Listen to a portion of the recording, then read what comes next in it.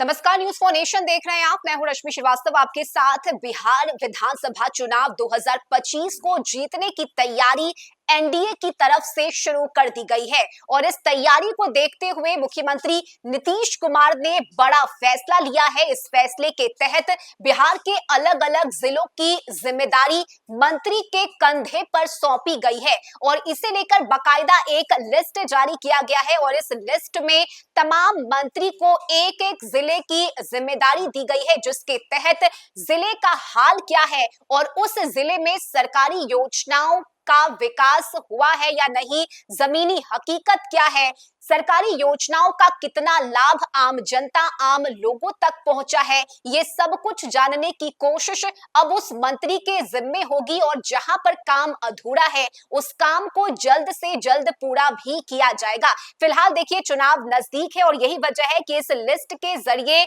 NDA ने अपनी तैयारी को आगे बढ़ाया है। बता दें आपको कि सम्राट चौधरी को पटना की जिम्मेदारी दी गई है। यह पटना का जिला सम्राट चौधरी के लिए आवंटित किया गया है। इसके अलावा विजय कुमार सिन्हा को मुजफ्फरपुर की, विजय चौधरी को पूर्णिया नालंदा की जिम्मेदारी, विजेंद्र प्रसाद यादव को वैशाली की जिम्मेदारी दी गई है, प्रेम कुमार को कैमूर की जिम्मेदारी, श्रवण कुमार को समस्तीपुर और मधेपुरा की जिम्मेदारी दी गई है। इसके साथ ही संतोष सुमन को औरंगाबाद, सुमित कुमार सेन को सारण की जिम्मेदारी, रेणु देवी को सिवान, मंगल पांडे को दरभंगा, नीरज कुमार सिंह को कटिहार, अशोक चौधरी को सीतामढ़ी और जहानाबाद, इसके अलावा लेसी सिंह को मधुबनी, मदन सैनी को सुपौल, नीतीश मिश्रा को अररिया,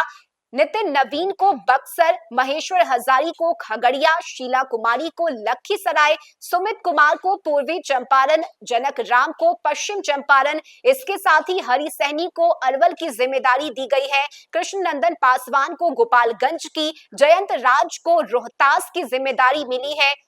जमा खान को किशनगंज की, रत्नेश सदा को जमुई की, केदार प्रसाद गुप्ता को भोजपुर की जिम्मेदारी मिली है। साथ ही सुरेंद्र मेहता को बांका की, संतोष कुमार सेन भागलपुर, संजय सरावगी बेगूसराय, डॉक्टर सुनील कुमार गया, जीवेश कुमार नवादा, राजू कुमार सिंह शेखपुरा, मोतीलाल प्रसाद शिवहर, विजय कुमार मंडल सहरसा, कृष्ण कुमार मंटू मुंगेर। और इस लिस्ट के जरिए एनडीए ने एक संदेश भी दिया है, क्योंकि देखिए अगले 5 महीने में चुनाव होना है और ऐसे में जिलेवार तरीके से ये आवंटन किया गया है जिलों का और तमाम मंत्रियों के बीच जिम्मेदारी को सौंपा गया है, ताकि एनडीए जमीनी स्तर पर जाकर पार्टी की मजबूती के लिए और चुनाव में जीत हासिल करने के लिए काम कर सके। लगातार एनडीए ने एकजुटता का परिचय दिया है और यही वजह है कि नीतीश कुमार के नेतृत्व में चुनाव लड़ने की तैयारी एनडीए की तरफ से की जा रही है। बीजेपी के कई बड़े नेताओं ने खुले मंच से मीडिया के सामने ये स्वीकार किया है कि 25 का चुनाव हम नीतीश कुमार के साथ और नीतीश कुमार के नेतृत्व में ही लड़ेंगे और यही वजह है कि अब धीरे धीरे कर कदम आगे बढ़ाया जा रहा है और साथ ही साथ एनडीए इस बार जीतने के मूड में है, यानी कि सरकार रिपीट किया जाएगा। बिहार में एनडीए की सरकार रिपीट करेगी और इसी कोशिश के तहत